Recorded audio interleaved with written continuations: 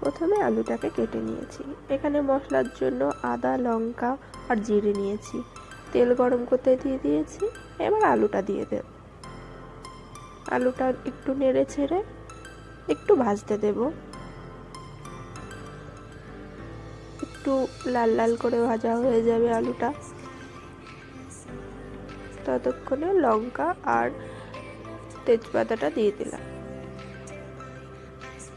আপনারা প্রথমেও দিতে পারেন, পরেই দিলাম। দেখেছেন আমার আলুটা কি সুন্দর লাল লাল করে ভাজা হয়ে গেছে। এরকম করে ভেজে নেবেন।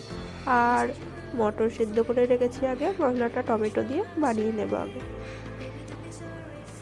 আপনারা শিলনোড়াতেও করতে পারেন,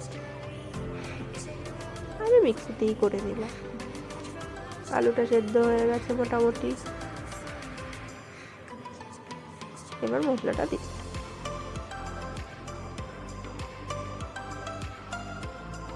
এবার নেড়ে চেড়ে ধনেপাতাটা আগে থেকেই কেটে রেখে দিলাম। এবার আপনারা যদি লেগে লেগে যায় একটু নিচে, তাহলে সামান্য একটু জল দিয়ে ভালো করে কষিয়ে নেন। মশলাটা যত ভালো কষবে তত টেস্ট হবে ঘুগনিতে। এবার মটরটা দিয়ে দেব। মটরটা কড়াইয়ে দিয়ে দিলাম। ভালো করে মিশিয়ে নিতে হবে। ভালো করে মিশিয়ে নিলাম। মিশিয়ে নেওয়া হয়ে গেলে ঢাকা দিয়ে দেব।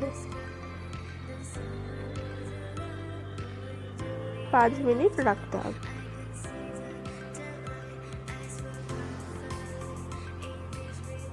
আমাদের ঘুগনিটা অলরেডি রেডি।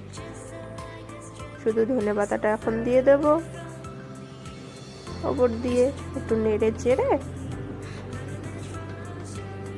গরম মশলা থাকলে দিয়ে দেবেন।